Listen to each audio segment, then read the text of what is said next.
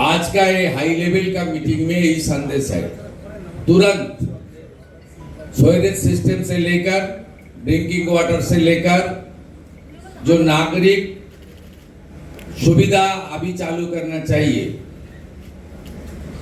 Health care का system, primary education का system, rail का साथ तालमेल करके जो कॉर्पोरेशन को देना चाहिए था वो हम लोग आज से शुरू कर दिया। रिटायर्ड जस्टिस माननीय विश्वजीत बसु एवं एडीजी रैंकेर आईपीएस जयरमन साहेबेर नेतृत्वे कमिशन হয়েছে। कमिशन জুন মাসের 1 তারিখ থেকে ফাংশনিং করবে, নাগরিক শুনানি করবে, কমপ্লেন নেবে।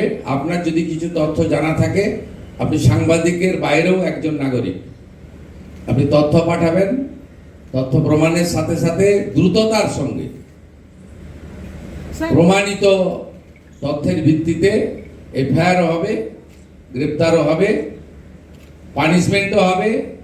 আর আর্থিক দুর্নীতির ক্ষেত্রে সরকারি টাকাকে উসুল করা হবে, মানে আদায় করা হবে।